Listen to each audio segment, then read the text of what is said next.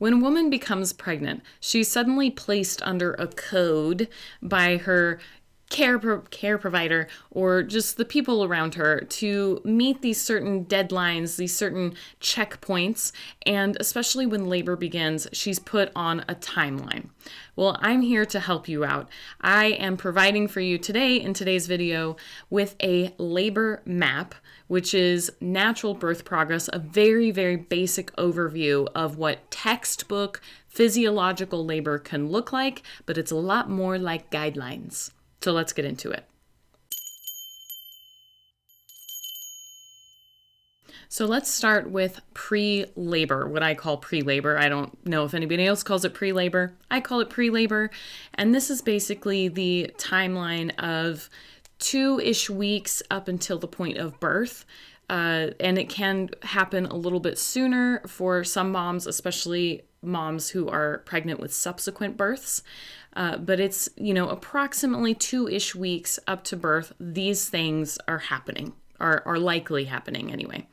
So you are likely experiencing practice contractions, which are also called Braxton Hicks contractions. Personally, I like to get rid of names because a lot of the obstetrical names for things like Braxton Hicks are named after OBs that don't get to own experiences in the female body, but that's my own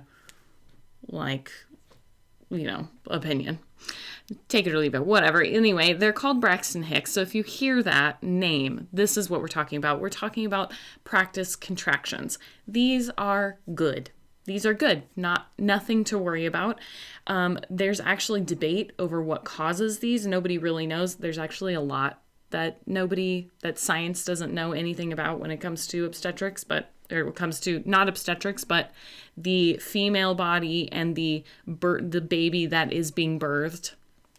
That's a whole rant for another time. But anyway, science hasn't figured out yet what actually causes practice contractions, which is just a fun fact for you. So practice contractions are happening during pre-labor. Again, these like weeks leading up to the point of birth.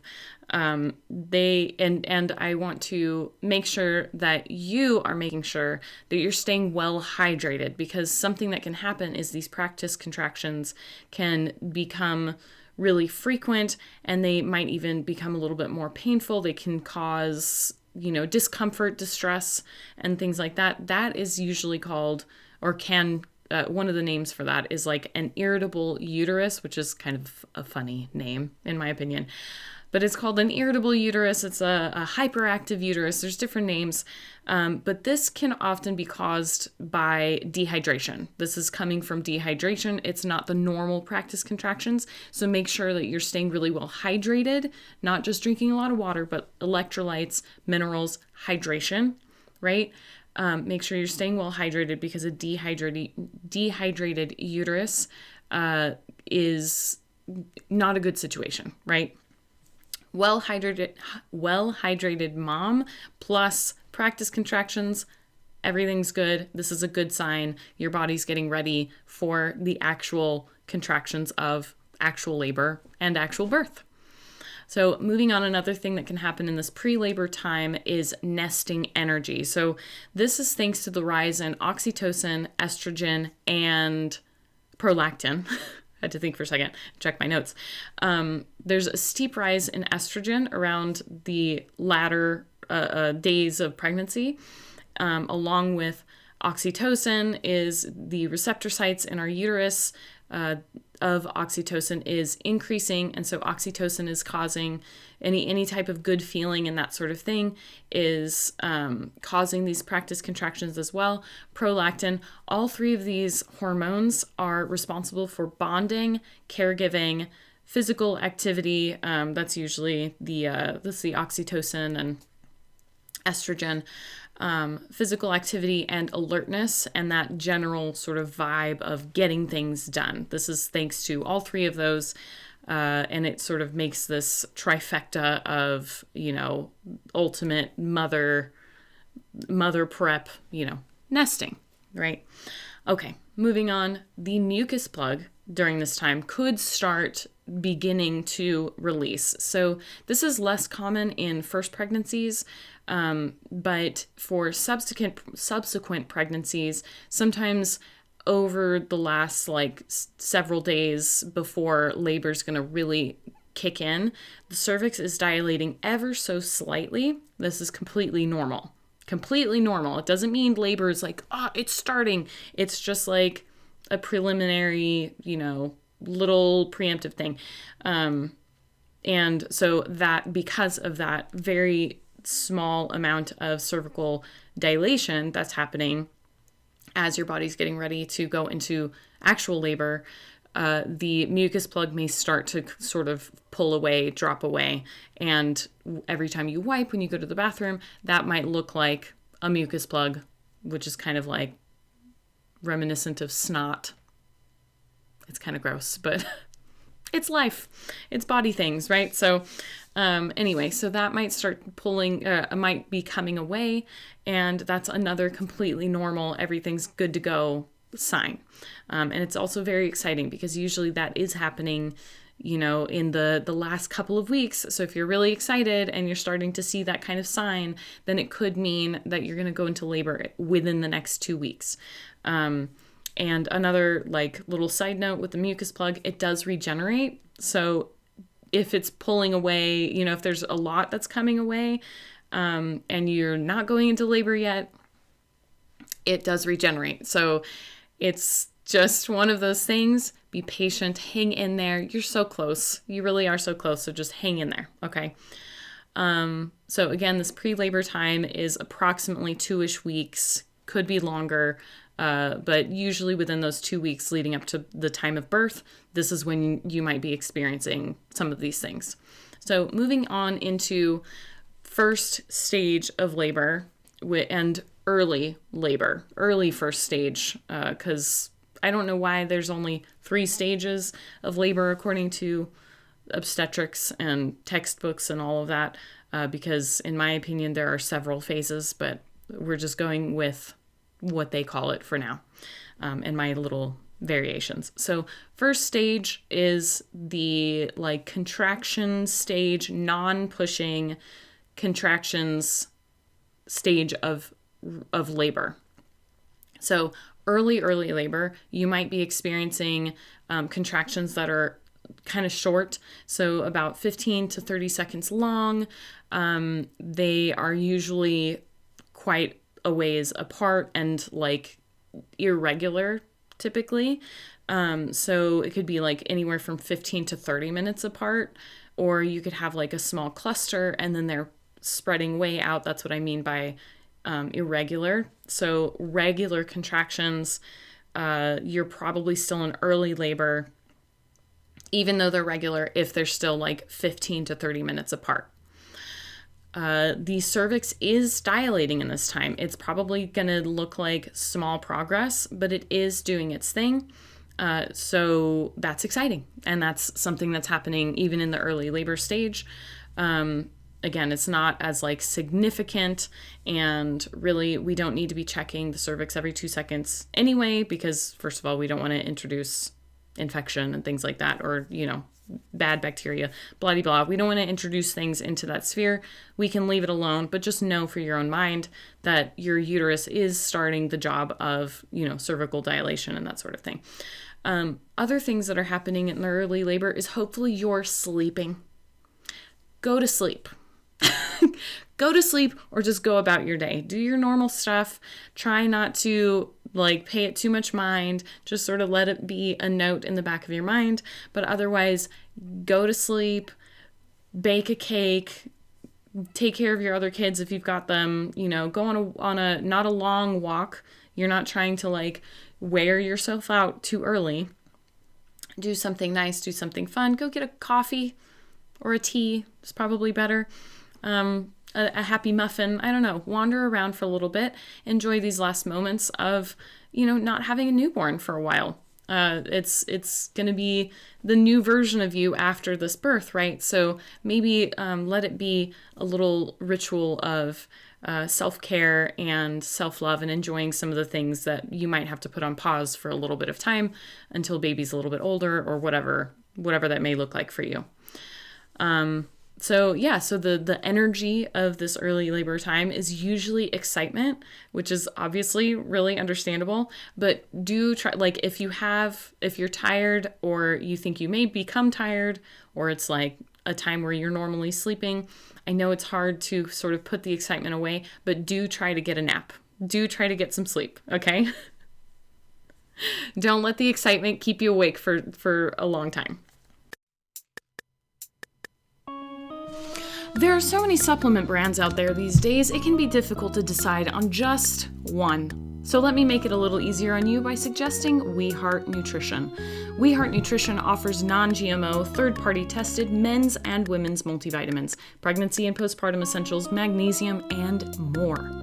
Their supplements are gluten-free with absolutely no artificial flavors or added preservatives. They're also pro-mama, pro-baby, and pro-life. 10% of each purchase is donated to pro-life pregnancy resource centers across the U.S.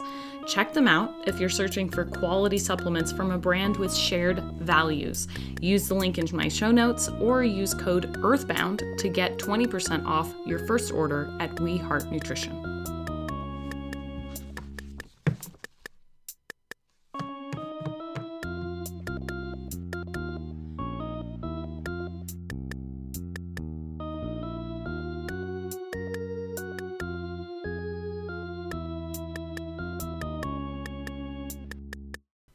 Moving on to first stage of labor, but it's active first stage. I don't know if I can't remember right now if that's a technical term, but it's what I've been calling it for a while. So again, active first stage. These contractions are getting a little bit longer. They're more like around 60 seconds. They're more like 3 to 4 minutes apart. They are harder work for sure. Like these are getting more intense. It's feeling like you're having to do more, kind of cope more. Baby is getting into position with these types of contractions. This is your uterus is positioning baby and doing the work of dilating some more. And this is where most of the dilation time will be happening with those hard contractions. The uterus is pulling up and pulling away from the cervix is opening up because the uterus is pulling away.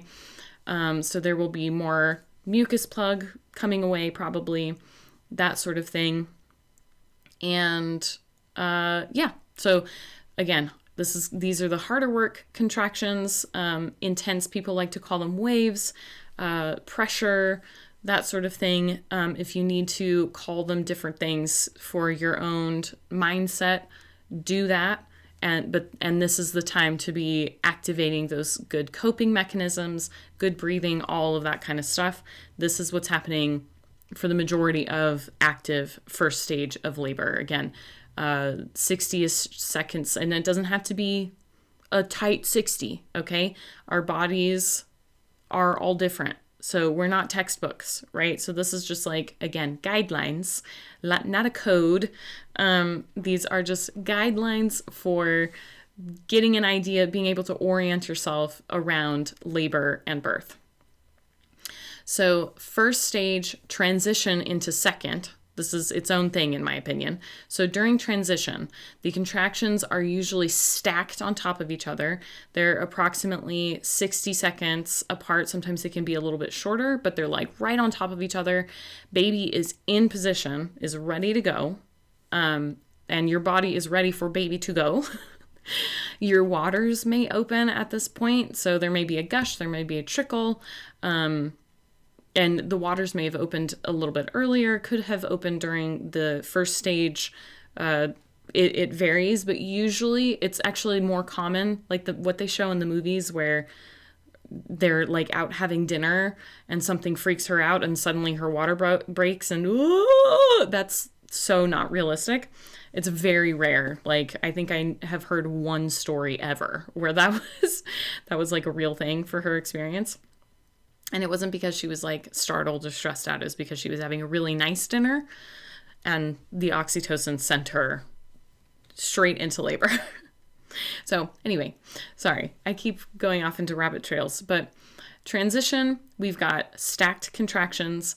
Baby is in position. This is likely when the waters are going to open.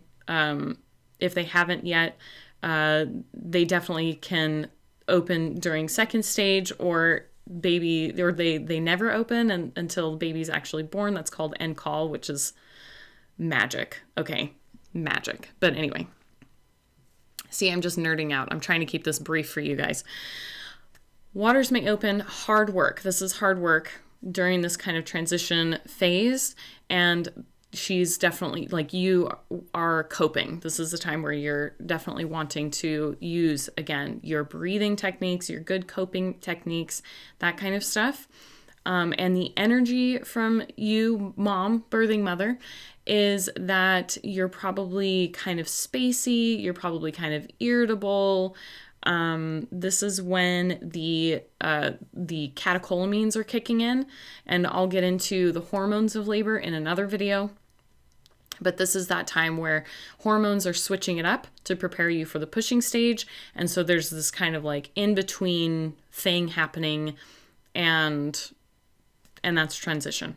So second stage of labor is the pushing stage. Okay, so contractions may space out to, like, they could space out to, I have in my notes, up to 10 minutes. I personally haven't witnessed that, but and I'm trying to remember if I experienced that. I'm kind of off on another planet when it's my own births.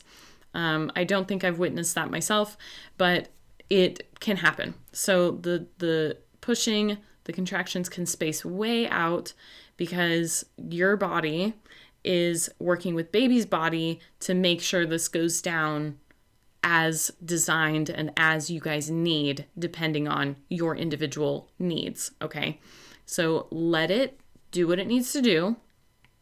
Always be tapping into your intuition and checking on baby with your own intuition to, like, am I okay? Is baby okay? And that first gut feeling that you get, that gut of, yeah, everything's good, then you can trust it. As far as I'm concerned, again, like, be checking in. Don't just ignore all this, like, don't ignore yourself, for the sake of, like, it happens how it should. Yeah, we are designed to be communicating with our baby and our body, and God constantly through this process. So make sure you're keeping the communication open between you, your baby, your body, and God during this process. Okay. So pushing is happening. Second stage, you may want to rest just before the pushing stage. This is the what do we call it? The rest and be grateful phase. This is like transition just before pushing happens. So sometimes people doze off, literally take a nap. This is actually more in the transition phase still. People will doze off, take like a brief little nap. Let them rest. Okay. Give them that rest time, because that's their body saying, I need to store up as much energy as I can before we make this happen. So let it happen. So again, second stage, she's likely fully dilated. And the energy is that she's very, like, present in her body. Sorry, I keep going back between talking to partner in the room and mom, you. So sorry. But for someone who might be observing or just being attentive and supporting mom, it may look like she's really present in herself, but her mind should be, like, kind of off in the stars, getting ready to go get baby. Second stage active is the actual bearing down. These are the bearing down contractions. These are ones that are actually moving baby through the pelvis. These are not going to be, like, too far apart, these contractions. They'll be about 3 to 5 minutes apart. And then baby is going to descend and will be born.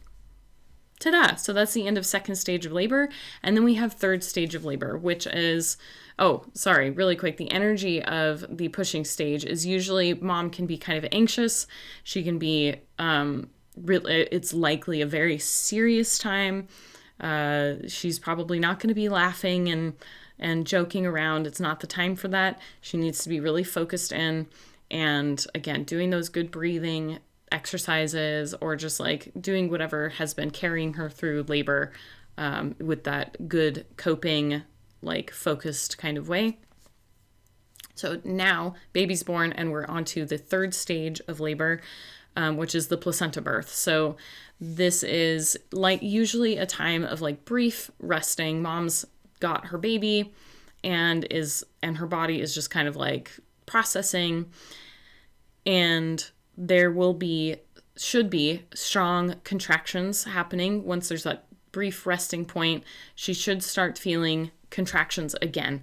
And for first births, I remember, and most people experience, or a lot of people experience with their first birth, that these after pains are not as strong as subsequent births. So if this is like your second, third, fourth birth, these contractions are sometimes very intense.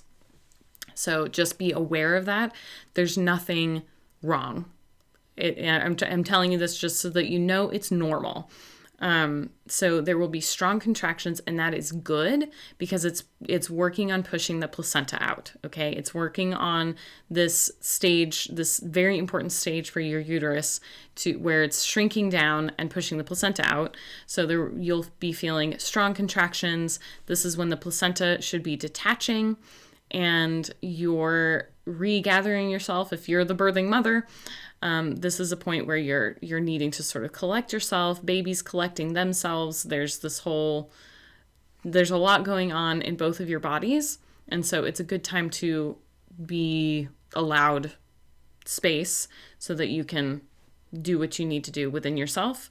And the energy generally should be peaceful and blissful. Is blissful a word? Usually, third stage is when all hell breaks loose in medical settings and clinical settings because of a lot of reasons I'm not going to get into right now, but it's not necessary and it's actually counterintuitive. So third stage should be, if you're following physiology and honoring physiology, third stage needs to be blissful. I think that's a word. It needs to be peaceful and calm and relaxed, and everybody's quiet and letting mom and baby regather themselves. So that is it. That's the labor map. It's pretty straightforward as long as everything is being allowed to do what we've been designed to do. It's not being meddled with and interfered with in a disruptive kind of way, not being interfered with.